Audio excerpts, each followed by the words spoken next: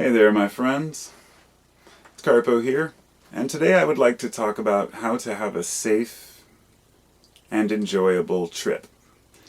Now, of course, by the title, depending on how I title this, it will be taken one of two ways. Either a person will be thinking about taking a trip in their car or on foot, or they'll be thinking, oh, he's talking about psychedelics. And yes. I decided to use the idea of the metaphor of taking a trip or a journey somewhere as a way to kind of express my ideas about how to have a safe journey with psychedelics. The preparation is essential, just like going anywhere else. And it's no different when you're taking psychedelics. You know your destination and know your intention. And those aren't as easy to come by as, we may think. It's like, well, I'm taking it to enjoy myself, right? Well, even when you go on a journey on a road trip, you have a general idea of the map that you're taking. So you may not know your intention of exactly what you're trying to accomplish, but at least know that you're on the right roads. Making sure that your vehicle is serviced, your fuel is full, and as well, know the limits of your car. And this is exactly like the body. We have to make sure that we have either eaten or not eaten, depending on if we're fasting or whatever it might be, to plan ahead through the day. I like to eat a larger meal earlier in the day before my journeying in the evening, but it's easy to forget. That's basically the same as having your car serviced, but also knowing what your car can handle. It's the same with your body. Some people, the minds and bodies just aren't able to handle the experience, especially if it's an intense one. But generally, most people can handle it. Make sure that your responsibilities are taken care of. You don't go on a road trip without, making sure that your bills have been paid ahead of time and you have your mail taken care of and your door is locked and everything's done. Your work is organized, and it's the same thing. Making sure that you're not going to be interrupted. Making sure that you're not going to have some important surprise visit by somebody or a phone call that you have to deal with. These kinds of things can really bring you down when you're taking a trip. Make sure that your supplies are in place and that you're organized. That one I can't express enough. I'm bad in both ways, because when I'm in my car taking a journey, I try to keep things organized, but after a while it gets a little bit chaotic and it's hard to find things. The cooler gets buried. When I am using psychedelics and sitting in a safe setting, I like to have everything I need within reach. Make sure that you have food, water available, these kinds of simple things that are overlooked. The maps are key. And that's an interesting one. Maps and route planned out to an extent. I don't like to plan everything down to the end, but I like to at least know where I'm going to be during the experience. You don't want to be at a friend's house and then have an issue where you get kicked out because, they're having an argument, somebody's parents or whatever it might be.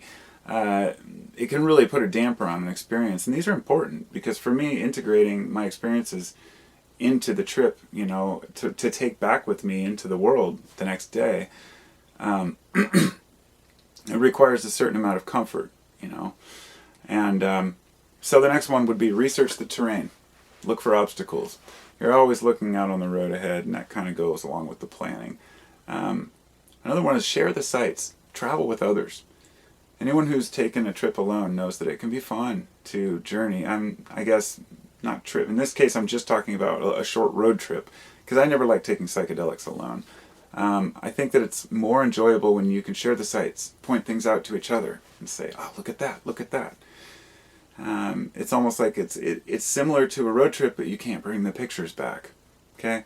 So you can't share and say, look, I went here and I went here, but you can't really share where you're at with another person anyway when you're in your own mind. But traveling with others, I don't know, it seems to really add to the experience.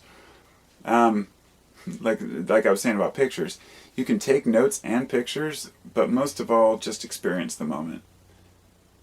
When I've been on the road in the past, going on vacations with the family, it's always about where's the camera? Where's the camera? Gotta get this moment. And after a while, you just learn to let go. Kind of like at concerts, same thing. I just don't even bother trying to take pictures. Maybe one or two, photos, but experiencing the moment. You're really looking around, taking it all in. And that's very, very true during psychedelic experiences. We become overwhelmed with details instead of and trying to like write things down, or I've got to remember this tomorrow. Oh my God, I had this great epiphany. If you're seeking those types of epiphanies, then keep a voice recorder on hand. I just use like this little Tascam one that I have. It works phenomenal for, just taking quick notes, but they're smaller. Everybody's cell phone has a recorder on it now, so the one thing I don't do is video record myself when I'm tripping, though. I don't know, there's something weird about that. It's kind of a private, intimate moment experience, but not to mention looking like shit with pupils like saucers. While you're there, while you're at your destination, let go of the regular life stuff.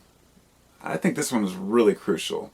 How many people go on vacation and they can't resist checking their emails, or they've just got a call to make sure somebody else is okay, or they're worried about their work when they get back? You learn to just let it go. And on a psychedelic experience, it's the same way. And that's why preparation is so key. To let these things go, say everything's taken care of, we're fine, let's just take this moment in. Because experiences are the only thing that matter in life. And experiences with loved ones are among the very, very top of those, A lot of people may say, well, it's not experiences, it's love that matters. And I'd say, well, love is an experience. It's about the feelings that come along with our experiences that we really attach ourselves to. So we let go of life stuff when we're in that place and just say, this is the moment I'm in. But one key, remember that the novelty wears off. A lot of people, when they take psychedelics, they say, wow, why can't we just all be like this forever? It's so comforting, and I feel so open and warm and accepting of people. Well, eventually that novelty will wear off. If you go on a long road trip, you'll enjoy it, but eventually you find out home is where the heart is. And no matter how many substances I've consumed over my lifetime, I still regard sobriety as the be-all, end-all of existence. I mean, this is being sober and straight. It's pretty relative, I guess, A person may say, well, you drank coffee this morning and took some kratom, so you're not, you're high. Or, you've been smoking, vaping, or somebody who smokes cigarettes. All of these are drugs, but so are most of the foods we eat contain some sort of compound, if it's not our own endogenous chemicals. So, but when we're in that situation, the novelty is different because, especially when we're taking psychedelics, but it's really very similar when we're on an actual trip with someone traveling, because your serotonin is your levels, your neurochemistry is different when you're on the road. And anyone who's been to an event knows this. You have this natural high that you don't even have to consume any drugs. You're just up all night with this natural, connection to others. And that's especially at concerts, but I don't know. I consider travel kind of wrapped up in that. It's almost like, I don't know, the journey is always part of the destination, and it's more important quite often than the destination. So, last couple of things I wanted to mention. First off, isolation is very valuable. Being able to put yourself in a quiet place for a little while to just kind of think to yourself, that's very valuable, not just when you're out camping or hiking or, traveling. Anybody who's been on a road trip kind of wanders off into the woods by themselves and just stands there for a minute and takes it all in. And same thing when I'm tripping, but eventually you want to come back to the family and share that. The connection is the divinity. The connection is what really brings us into, I guess, a more harmonious state. At least most of us. I can only speak for myself. I guess the last thing is just don't get hung up on the details of any of it. Just take it all in. You got a flat tire on the way out there, so what? It's over now. You'll figure it out. Maybe you got a flat tire in a good spot. It's a beautiful place where you can really take in the sights.